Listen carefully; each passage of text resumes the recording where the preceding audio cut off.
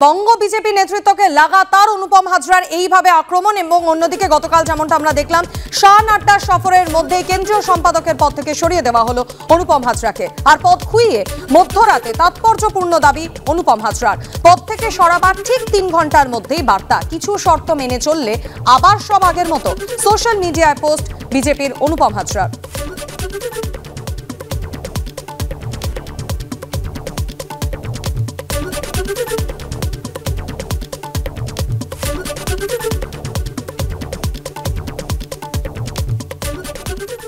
এর আগে তিনি ঠিক কি বলেছিলেন আপনাদের সামনে রাখবো।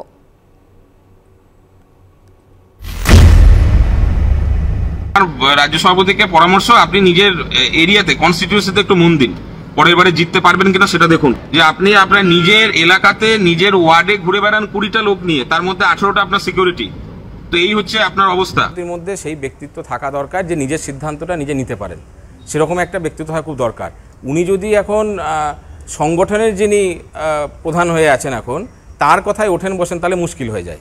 যখন নিজে তুমি সাকসেসফুল হতে পারছো না বা নিজে যখন বিরাট কিছু করে দেখাতে পারছো না, তাহলে ভাই অন্যের সহযোগিতা নিতে ক্ষতি কি? কিন্তু মুশকিল হচ্ছে কি, এখানে হচ্ছে আমার জেলার বা আমার সংগঠনের কেউ একটা উপরে উঠে যাক, তাকে টেনে নামাবো, তৃণমূলের কাছে মার খাবো, কিন্তু অন্য আমার নিজের দলের কাউকে উপরে উঠতে দেবো না।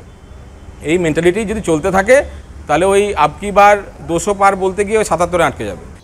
যোগ্য মানুষকে, কাজের মানুষকে প্রার্থী করা উচিত, কিন্তু যা ট্রেডিশন বা যা ট্রেন্ড দেখছি প্রত্যেক জেলায় জেলায়, যে সমস্ত জেলা সভাপতি বসিয়ে রাখা হয়েছে প্রত্যেকেই হচ্ছে ওই রাজ্যের যে 2-3 জন সংগঠনটাকে নিয়ন্ত্রণ করে তাদের কাছের মানুষ, কাজের মানুষ কেউ নয়। যদি কাজের মানুষ হতো তাহলে এত মানুষজনকে বসিয়ে রাখতো না।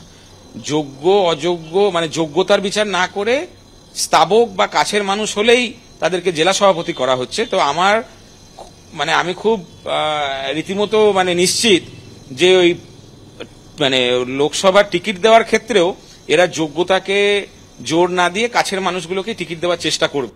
বিরোধীদের কাছে কোনো ইস্যু নেই, দেশকে দুর্বল করতে চাইছে বিরোধীরা, তাদের বলারও কিছু নেই। লোকসভা নির্বাচনের আগে বিরোধীদের বার্তা জেপি নাড্ডার।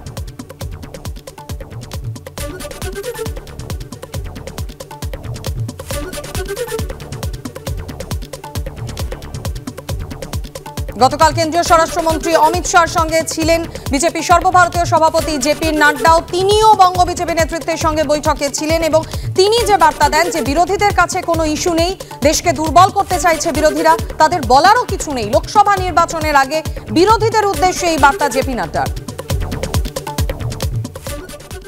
हमारे विपक्ष के पास जो देश को कमजोर करना चाहते हैं वो मुद्दा विहीन है, they are issueless, they don't have any agenda, उनके पास कुछ भी बोलने को नहीं है। और हम सब के लिए बहुत सौभाग्य की बात है कि आज हमको जो काम हमारे भारत के यशस्वी प्रधानमंत्री ने देश में करके दिया है उसको सही तरीके से जनता के सामने रखने का बहुत बड़ा काम है, इसको भी हमने समझना है।